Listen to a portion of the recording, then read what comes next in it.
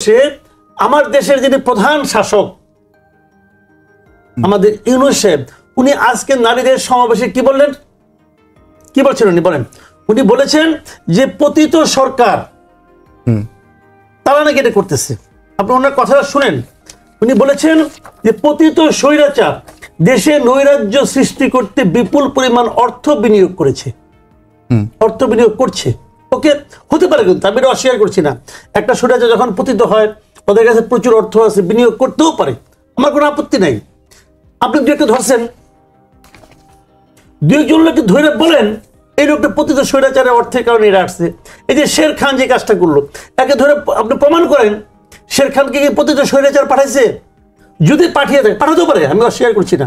যদি তাকে পাঠিয়ে থাকে প্রমাণ করেন, আপনি আপনার কাছে সব আছে, আছে না? আমরা শুনতাম আগে যে হাসিনা, শেখ হাসিনা বলতো কোথাও যদি ঘরের মধ্যে আগুন ধরতো বলতো এটা হলো জামাত বিএনপির অগ্নি সন্ত্রাস। মুখস্থ একটা শব্দ তারা চালু উঠল, অগ্নি সন্ত্রাস। তো ভালো, কি হয়েছে না হয়েছে আপনিও জানেন, আমিও জানি, সবাই জানি। তো এখন এই যে নষ্ট রাজনীতির যে অন্যের প্রতি যে একটা দায় চাপানোর মানসিকতা, দায় চাপানোর ভাষা, আল্লাহর রহমতে 6 মাসে আমাদের ইউনূস সাহেব এই ভাষা রপ্ত করে ফেলেছে।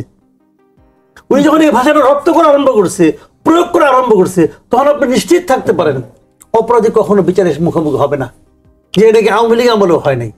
ভাই, আমি আপনার কাছে জানতে চাই যে আপা বলছিলেন যে ঘটনাটি আসলে আরো বেশ কয়েকদিন পুরনো। গণমাধ্যমে যে খবর আমরা দেখছিলাম যে বৃহস্পতিবার মাগুরার হাসপাতালে 8 বছরের সেই শিশু কন্যাটিকে নেওয়া হয়েছিল এবং আজকে শনিবার, অর্থাৎ 3 দিনের মাথায় আজকে মামলা রুজু হয়েছে। এই যে মামলা রুজু হতে দেরি হওয়া কিংবা গণমাধ্যমে এত বড় একটা হাইপ ওঠার পরে মামলাটা রুজু হওয়া, অনেক মামলা তো এরকম আসলে চাপা পড়েও যায় যেগুলো আসলে শ্লীলতাহানি বা ধর্ষণের ঘটনা ঘটে।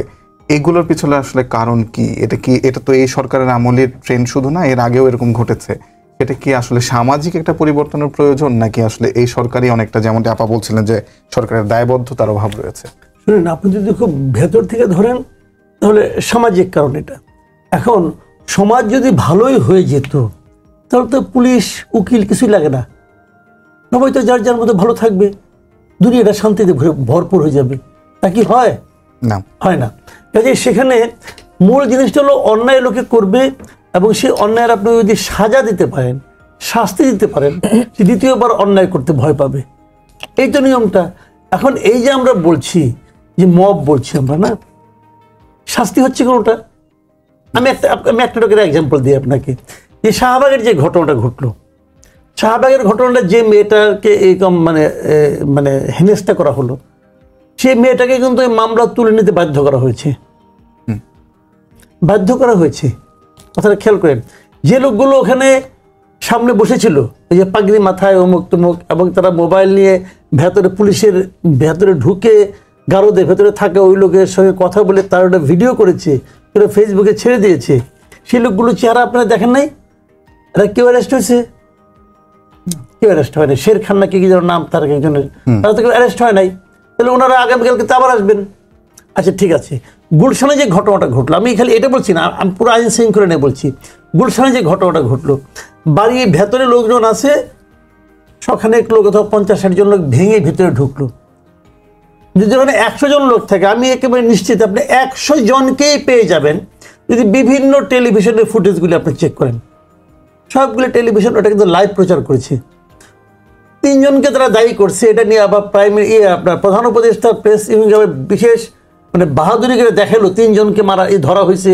এরা কে মানে দিছে, এদেরকে উস্কানি দিছে, তাকে আইডেন্টিফাই করছে।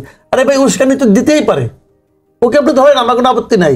এই উস্কানিতে যারা নাকি উত্তেজিত হয়ে হামলাটা করলো তাদেরকে ধরছেন। যদি তাদেরকে আপনার সবগুলিকে ধরতেন তাহলে কিন্তু আর কেউ উস্কানি দিলেও কেউ আসতো না। উস্কানিটা কখন দেয়? যখন উস্কানিতে কাজ হয় তখন উস্কানি দেয়, নাহলে উস্কানি দিত না। কয়েকদিন আগে একটা ঘটনা আমি বলি, এটা কেউ দেখলাম যে খুব বেশি একটা নাড়াচাড়া পড়ে নাই। পটুয়াখালীতে এক দম্পতি যাচ্ছে ডাক্তারের কাছে মোটরসাইকেল, পটুয়াখালীর কলাপাড়ায় বাইকে করে যাচ্ছে, পথে 10 জন যুবক তাদেরকে থামাইছে, থামাই বলছে এটা পরকীয়া, অমুক তমুক হাবি যাবি বলে তাদের পিটাইছে, ভিডিও করছে, শ্লীলতাহানি করছে। করার পর অবস্থা এমন দাঁড়াইছে যে ওরা 2 স্বামী স্ত্রী 2 জনে হসপিটালে গেছে। পুলিশ আসছে, আসার পর তারা তখন বলছে যে আমরা তো স্বামী স্ত্রী, তখন তো ফ্যামিলি থেকে লোকজন আসছে, কাবির নামা আনতে হয়েছে, আমরা তারপর দেখা গেছে হ্যাঁ তারা স্বামী স্ত্রী। তা আমরা তো এই দেশে বাস করছি যে একজন ছেলে এবং মেয়ে যখন রাস্তা দিয়ে হাঁটবে তাকে তার ডকুমেন্ট নিয়ে ঘুরতে হবে। স্বামী স্ত্রী যদি ভাই বোন হয় তাহলে আপনার বাপের কাছ থেকে নিয়ে আসতে হবে, তারা ভাই বোন। তা আমি এই দেশে বাস করছি। এখানে বসে আমার দেশের যিনি প্রধান শাসক আমাদের ইউনূস সাহেব, উনি আজকে নারীদের সমাবেশে কি বললেন, কি বলছেন উনি বলেন? উনি বলেছেন যে পতিত সরকার তারা নাকি এটা করতেছে। আপনি ওনার কথাটা শুনেন। উনি বলেছেন যে পতিত স্বৈরাচার দেশে নৈরাজ্য সৃষ্টি করতে বিপুল পরিমাণ অর্থ বিনিয়োগ করেছে, অর্থ বিনিয়োগ করছে। ওকে, হতে পারে, কিন্তু আমি এটা অস্বীকার করছি না। একটা স্বৈরাচার যখন পতিত হয় ওদের কাছে প্রচুর অর্থ আছে, বিনিয়োগ করতেও পারে, আমার কোনো আপত্তি নাই। আপনি দু একটা ধরছেন, দু একজন লোককে ধরে বলেন এই লোকটা পতিত স্বৈরাচারের অর্থের কারণে এরা আসছে। এই যে শের খান যে কাজটা করলো, একে ধরে আপনি প্রমাণ করেন শের খানকে কি পতিত স্বৈরাচার পাঠাইছে? যদি পাঠিয়ে থাকে, পাঠাতেও পারে, আমি অস্বীকার করছি না, যদি তাকে পাঠিয়ে থাকে প্রমাণ করেন। আপনি আপনার কাছে সব আছে, আছে না? আমরা শুনতাম আগে যে হাসিনা, শেখ হাসিনা বলতো কোথাও যদি ঘরের মধ্যে আগুন ধরতো বলতো এটা হলো জামাত বিএনপির অগ্নি সন্ত্রাস, মুখস্থ একটা শব্দ তারা চালু করছিল, অগ্নি সন্ত্রাস। তো ভালো, কি হয়েছে না হয়েছে আপনিও জানেন, আমিও জানি, সবাই জানি। তো এখন এই যে নষ্ট রাজনীতির যে অন্যের প্রতি যে একটা দায় চাপানোর মানসিকতা, দায় চাপানোর ভাষা, আল্লাহর রহমতে 6 মাসে আমাদের ইউনূস সাহেব এই ভাষা রপ্ত করে ফেলেছে। উনি যখন এই ভাষাটা রপ্ত করা আরম্ভ করছে, প্রয়োগ করা আরম্ভ করছে, তখন আপনি নিশ্চিত থাকতে পারেন অপরাধী কখনো বিচারের মুখোমুখি হবে না, যে এটাকে আওয়ামী লীগ আমলেও হয় নাই। ভাই, শুধুমাত্র যে এই আমরা এই মার্চ মাসের এই প্রথম 7-8 দিনে যে ঘটনাগুলো দেখলাম শুধু তাই নয়, আমরা দেখেছি যে জয়পুরহাট এবং দিনাজপুরে নারীদের ফুটবল খেলায় বাধা দেওয়া হয়েছে, ফুটবল খেলার স্থানে ভাঙচুর হয়েছে, লালমাটিয়া একটা ঘটনা ঘটেছে ধূমপানকে কেন্দ্র করে, চলন্ত বাসে শ্লীলতাহানি ঘটনা ঘটেছে। আপনার কাছে কি কি মনে হয় যে আসলে কোন কোন খাতে তড়িৎ অ্যাকশন নিলে এই ঘটনাগুলোকে রোধ করা যেত কিংবা প্রশমন করা যেত? কোন কোন না তো কোন কোন এতগুলি খাত লাগবে না, একটা খাত হলো এই স্বরাষ্ট্র উপদেষ্টা সরান, একটা সিম্পল খাত। এই স্বরাষ্ট্র উপদেষ্টা 100% ব্যর্থ। উনি এই কাজগুলি বুঝেও না, করতেও পারে না, করেও না। মাঝখান থেকে রাত 3টার সময় একটা প্রেস কনফারেন্স করে পড়ছে।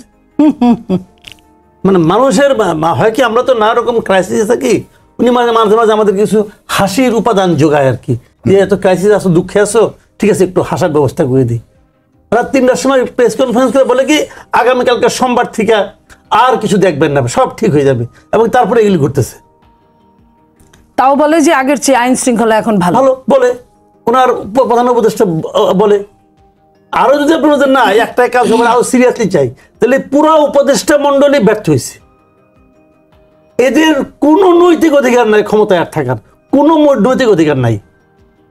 এরা দেশকে নিয়ে ভাবে না, দেশের মানুষ নিয়ে ভাবে না, এরা কোনো কিছু নিয়ে ভাবে না, এবং ইলেকশন নিয়েও ভাবে না।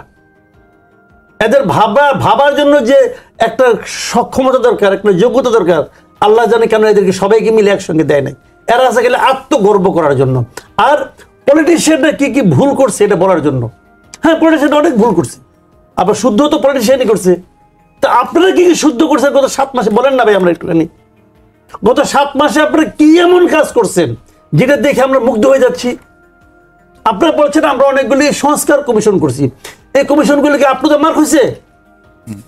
আপনারা খালি যে কোনো কিছু নেই বিদেশি নাগরিক এক থেকে নিয়ে আসেন, হাজির করেন যে এই সব আমার সমাধান করে দেবো। আমার দেশের লোক নেই না, সব বাইরে থেকে লোক আমদানি করতে হবো, আমেরিকার নাগরিক, অমুক নাগরিক, তো এদের লোক ওই প্রীতি, বিদেশ প্রীতি, আমাদের দেশের লোক কিছু পারে না, সব বাইরের থেকে আনতে হবে। কি করতেছে, কি হয়েছে কি?